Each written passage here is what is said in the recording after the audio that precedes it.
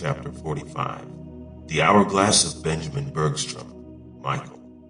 As time continued, we noticed that Bishop Bergstrom started to look as if he was getting sick. Bergstrom was already a rather thin-looking man, kind of, as one would assert, lanky-looking. But we noticed that he slowed down his activities with his work in the community by much bed rest during the hours of the day. There were many who would come and ask for him from the community, and we would have to tell them of his disposition. Bergstrom's eyes would show a slight brownness in them, and also developed an often coarse cough, in which caused him to bend over with strain in his face, as if he was in a great pain. He was getting sick in front of our eyes, but strangely at night, Bergstrom would still take his walks. There was a particular Thursday night. We noticed he was not at the cathedral at the hours of us getting ready to rest of the day. It was about 11 o'clock in the evening. The brethren decided to go and look for him. I volunteered to go with them.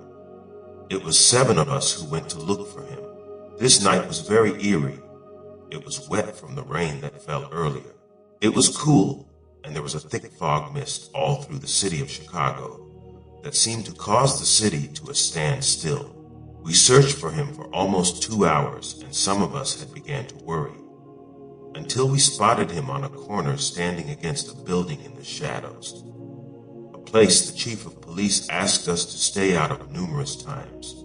This caused me to question of why he would be waiting in the shadows when it is said that Daniel attacks from the shadows.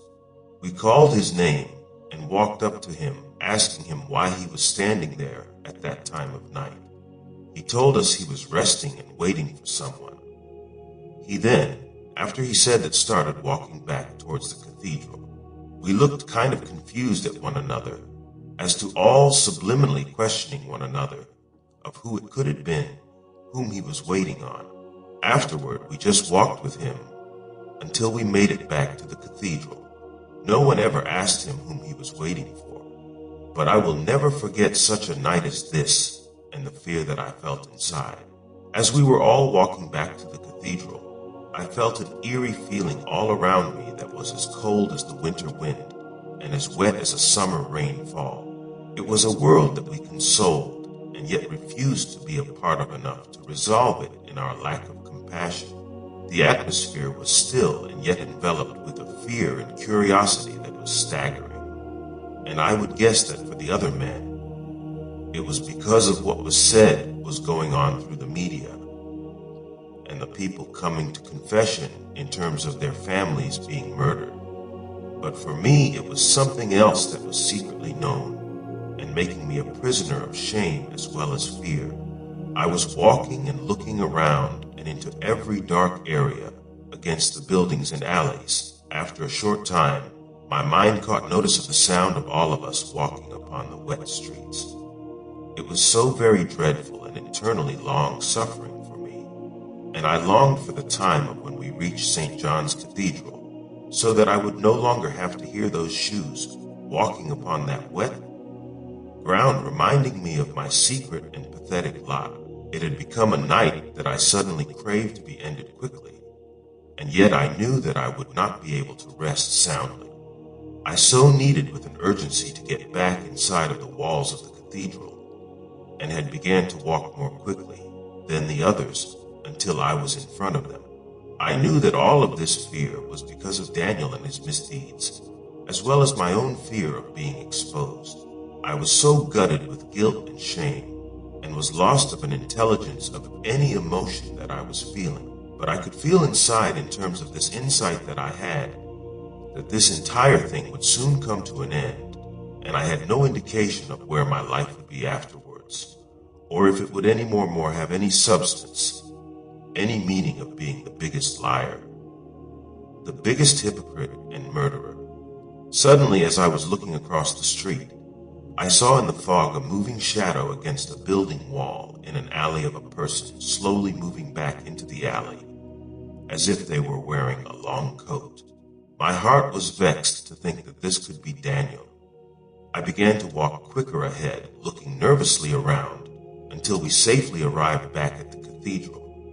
After we helped Bishop Bergstrom back in his quarters, we tended to his comfort, and as we were helping him, I passively looked over at his dresser and saw a picture.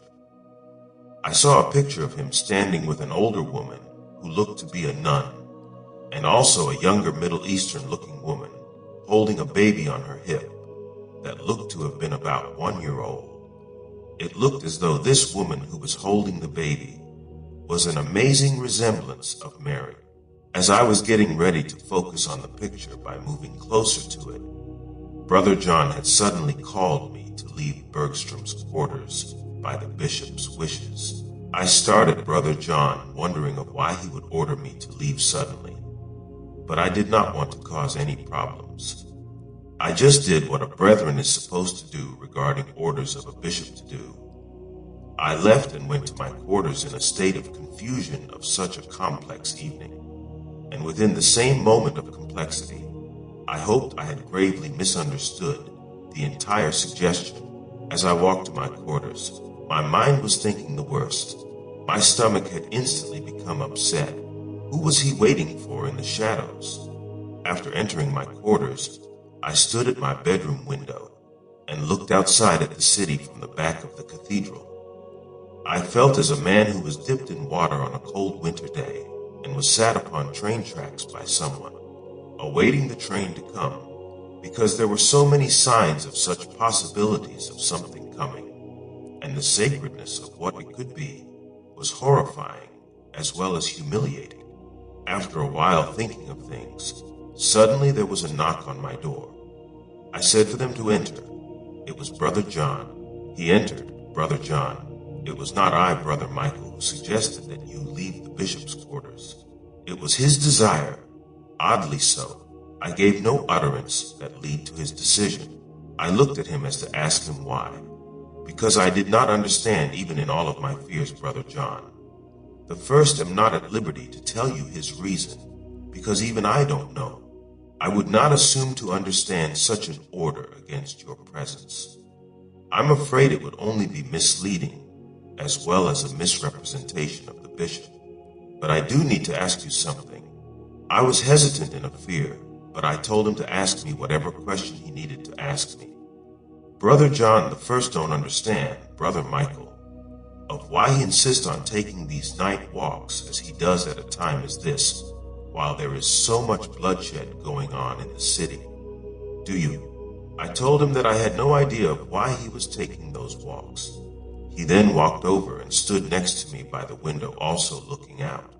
Brother John, the first sensed something wrong about everything. I am indeed perplexed, and I hope that I am able to converse with you of this, even in this state of confusion. The brethren seem to not be as concerned as I. I hope I am respectfully understood. I looked over at John in a surprising look, because we have always been able to share things with one another, Michael. Of course you can talk to me about anything. You know that, Brother John. What are your concerns? Brother John, this man was offered to be a cardinal in Rome because of his work in Africa, Indonesia, and Florence, Italy. And among all the other places he has done work, he turned them down, and then decided to come back here. As irresponsible as this may sound of me as a man of the cloth, who understand the need for a global concern, why here of all places? This is where the confusion arises within me. I told him that Chicago was his home for many years, and he maybe just wanted to come home. As I stared out the window, and still I knew my answer was extremely careless as well as irresponsible. It's hard to call, if not even imagine, considering this place home anymore for anyone.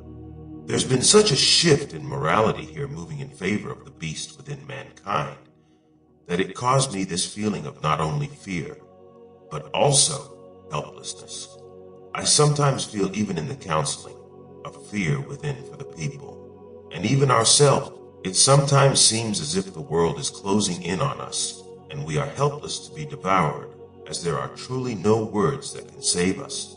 I feel a terrible state of being disarmed against the factors of what is ruling our society into a mess of utter damnation. We are not being made equipped, I fear, John, so there are moments that you feel as if God has abandoned us. Michael, if I understood this factor upon an emotional level, I would assert yes, but I do not, Brother John. I am absolutely sure, with great assurance, that God never abandons mankind. Mankind abandons God, and thus it is we who bring upon ourselves the calamities that are in the power of the beast to destroy us as human beings. When we cease to be human beings anymore, we destroy ourselves. In our rebellion, we give the beast within us power over our lives. I am just beginning to see and understand that the majority of us are lost, and only a few will survive this. And in this, I truly grow to have an undying compassion for those who are said to be lost. I see many as not lost in their own choices, but are mere hosts to someone else as evils left behind. My heart felt such a sense of a hobbling guilt rising as a rush of cold water, crashing inside me up against my own shame in knowing that it was I whom I was speaking of. I could barely contain my own identity within my own mind without feeling a sick sense of self-hatred and hypocrisy, because I knew that I was the cause of much of what was transpiring outside my bedroom window. Yes, while I slept at night, I thought of the night that Daniel killed Martina.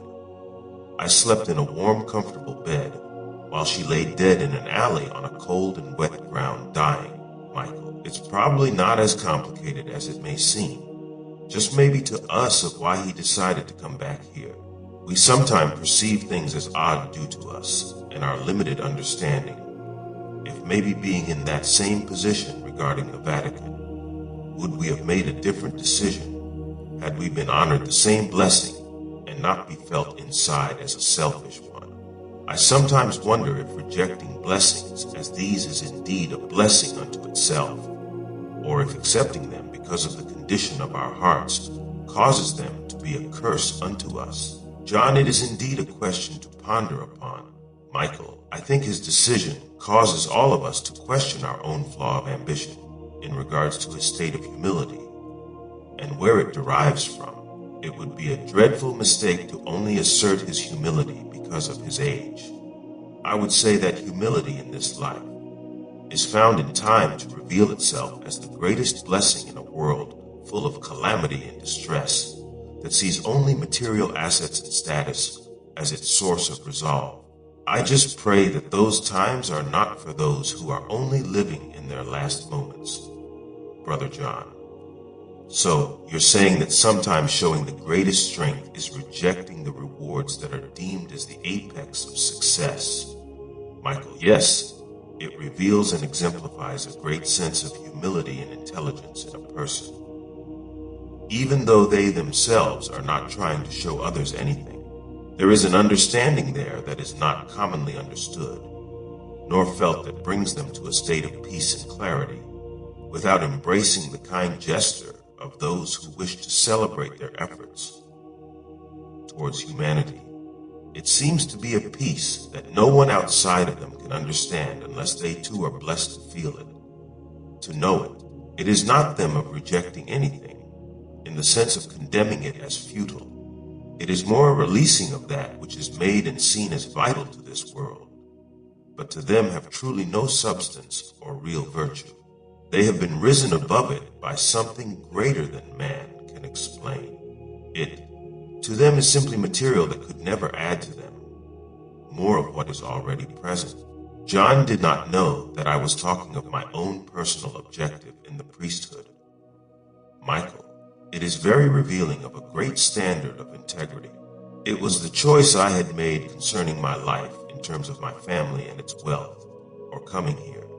I at moments wonder of what comes first in our journey, even though the two could never coexist, humility or ambition, or if humility is but a result of being exhausted with the issues of life. And the next step is towards self-destruction because we lack the incentive to do anything else more, fearing failure and its pains.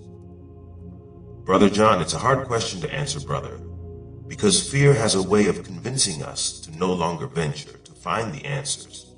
We actually think that fear convinces us not to move towards those answers, when it is just our submission to fear itself becoming afraid. Michael, indeed.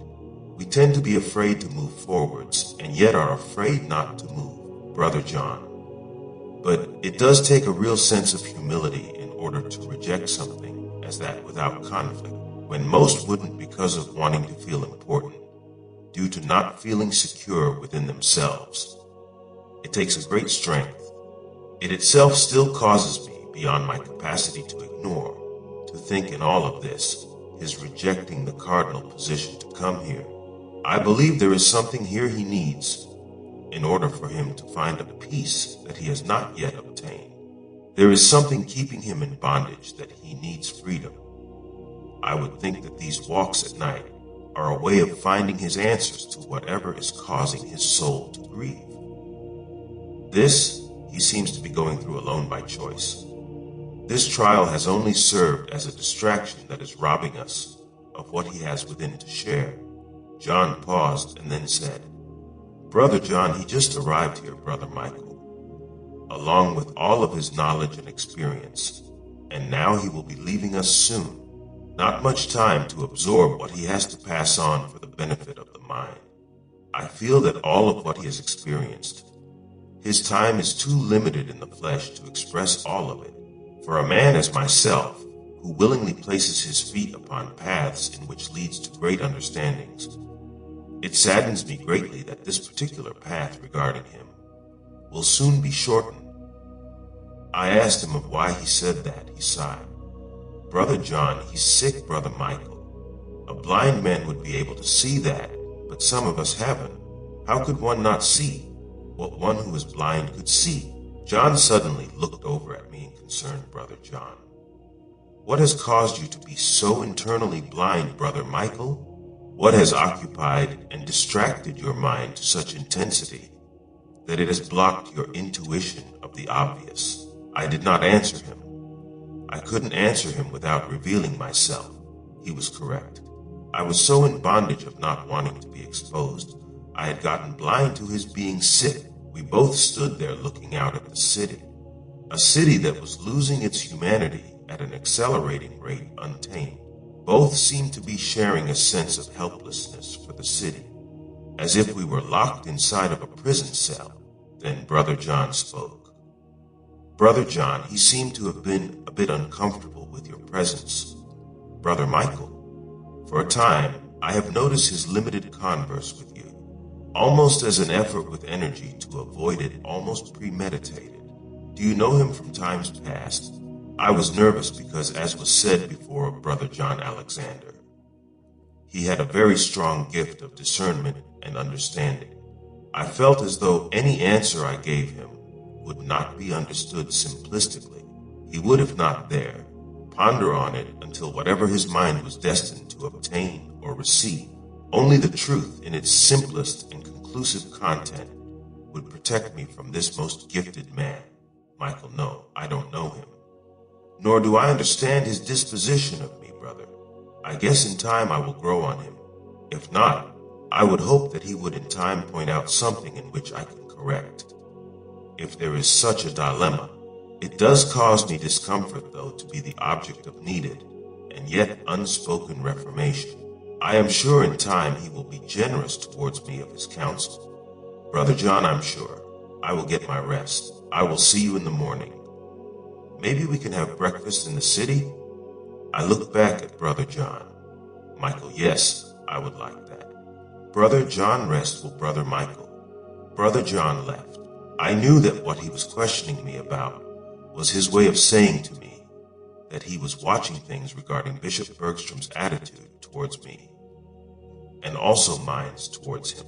I felt that by my not knowing the reason for his attitude towards me, placed me in a safe position due to my responses in the presence of others as Brother John, who would pick up on possible revealing implications. This self-destructive, insidious way of existing was as sheer a shadow as the shadows Daniel moved in the night.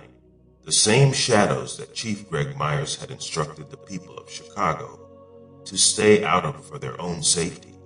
But I, as Daniel, was using the psychological shadows to hide about.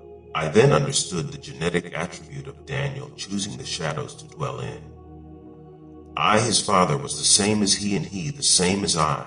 The following morning, Bishop Bergstrom would announce to the church cabinet while speaking that he had leukemia. The brethren were visibly upset, especially Brother John, who already knew. But he, Bergstrom, stood straight up and said, "Death is a part of the process of going to God and into the realness of life. I would appreciate those who love God enough to know that I will be in good hands, and to love me enough to know that I no longer will be suffering at the hands of this sickness." I heard a man who I envied. He was at peace with God, at peace so much that he was even content with his medical condition. But as Brother John said, he was taking those walks for a reason. And because of those walks, it was as he was dealing with time in terms of something else other than the cancer that was taking him from all of us.